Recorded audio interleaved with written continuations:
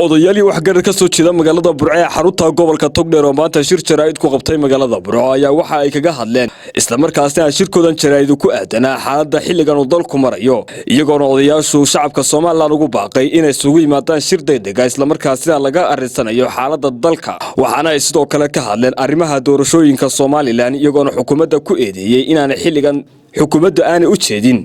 inay qobsoomaan doorashooyinka golayaasha deegaanka iyo baarlamaanka odayaashan oo arrimahaasi arrimo kale ka hadlaya ayaa waxa kamid ah hadaladoodii calaacashayda timamay ka soo bixi waa maya doorasho dhici mayso waxa dadkan u baahan yahay shir qaran oo aynu ku badbaadino odayaal wax garad waxa weeye baqadin aanu u baqnay halka xaaladdu maanta dalku marayso waxa weeye ilaahay waxaan ka baryaynaa inuu dalka inoo hagaajiyo ilaahayna waxaan ka baryaynaa in maamulkan kulmiye ee imika 9 sano soo waday ilaahay inuu dariiqa wanaagsan tuso afar doorasho qabtay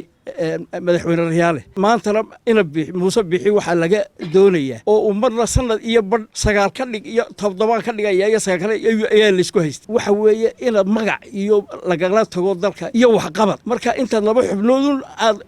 dadka ku wareerinayso war hadda election hadda si wacan u soo badheed inta marba lagu wareegayo labadaas sanadood ma 7 baynu ka dhignaa iyo 9 baynu ka dhigaynaa iyo laba commission war ay xabal dalka yimi oo cudur ba Burco ka dilaacay layla kuduudiye wili wax ka hadlaya iyo dawlad ka hadlaysa ma maqasheen war ilaahay baan idinku dhaariyay sidan ka daaya oo dalka wuxuu qabta dalku wuxuu lahaa karaamo lahaa wuxuu lahaa wax isweydiin buu lahaa wuxuu lahaa iyada oo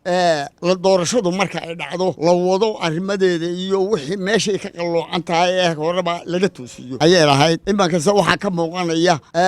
waxaad moodaa in aan wax la wada lahayn oo dadkii ay wax kala qaybsadeen arrinka anagu aanu soo baxnay wanaag baanu doonaynaa qabuul baanu doonaynaa dadku inuu iskaashado gacanta isqabsadaan doonaynaa waa gudoomiyihii gudida danwadaag oo baaq halkan ka diraya iyo odayaashii gobolka Togdheer oo isku duuban oo aan reer iyo nin lahayn waxa waddankeena ka socdo weyloogno waa aragtaan habeen dhaweed nin dhaktaraho hadlay baa jiray oo in wacyigii tilmaamay ummaddu wuxuu iftiimiyay cunaha la iskaga duubay wariilaa baan idinku dhaariyo Muuse iyo maanta markay gaboosan noqotay iyo madaxweyne noqon kara markuu sidoo hadlay aad qiimaysaan Muuse hadalkiisa ugu duubay wuxuu labadii beelood way kala baqeen waana madaxweyne qaranka 30 sano wixii loo tabciyay doonay maanta inay baabiyaan waa ogtiin maanta boorama halka uu marayo isna dili mayno isna cuni mayno Muuse uu tagayaa si fudud baanu inooga baxaya laakiin taladu inaga inoo taala maanta bilaal noo Soomaaliland bilaal noolaabay maanta maraysa war dalka iyo dadka ha loo turo oo ha la ilaaliyo oo ninkii ka hadla xaqa iyo waxa jira ma aha in boqol nin u jawaabto وبحي بحاية سعودية أبارسري سومالنا دوي بحاية سو بحاية به لكن بانتا نين ولا بورور بقولي سرحي سلتشوجا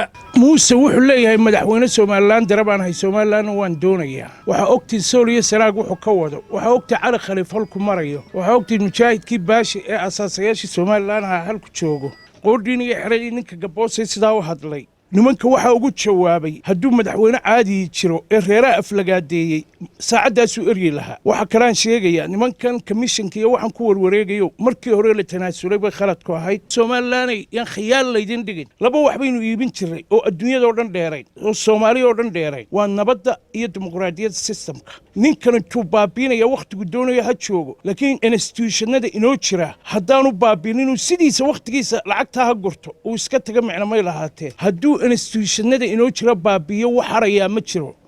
marka xisbi maaha ninkan wuxuu hor istaagay horumarkeenii nabadii hay-adii meel kasta macal galbeedkii baa asaan saaran yahay annagu Muuse qabiil ka dhigimayno qabiil maaha waa system yaro cugdad qabo si ah oo lacag urursanaya dawladda waxa haysta waddankanina kuma haysto inuu madaxweyne yahay marka waxaanu dadkii ka baryaynaa in la isu yimaado oo aqliga sidaas ee jawaabaha dhacaya waxaanu ballan ku qaadaynaa inay Soomaaliland aan daba qabanno inaan reer la isugu dirin inaan reer qura wada noqono Soomaaliland yiraahdo annaga mujaahidiintii dalka u soo halgantay Soomaaliland waxaan ugu dhawaaqaynaa shir qaran annaga gogosha dhigayna Burco danteena ka wada hadlaynaa madaxweynahana waxaan leenahay dadka hoos u eegay dalkaaga reer Soomaaliland oo maanta mid baan oranaya waxa weeyaan horta cidda halkan ka hadlaysa qabiil maaha shakhsina maaha waa wax garadkii iyo aqoonyahankii iyo mujaahidiintii waddanka u soo halgabay maalin walba qof TV-ga la soo taagayo khasban oo aad arkaysa inuu la soo khasbay oo la soo taagaya mar waxa la oranayaa nuuc taani oo la hadal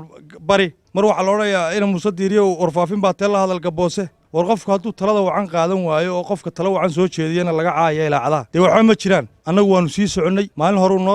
ay nala hadleen nimankii meesha haysta oo yidhahdeen inta dambe ayna ka daba taga annagu wixii halkan deganaa alaabtu waa u xidhxidhantay horta marka hore haddii aan beeshan dhexe reer somalilan ee aqoonyahan kale waxgarad kale cuqaasha le aanay dabaqabatayn iyo shir qaran ku baaqin cabdiraxmaan cabdilaahi xasan camaar telefishinka caalamiga ee som news magaalada burco.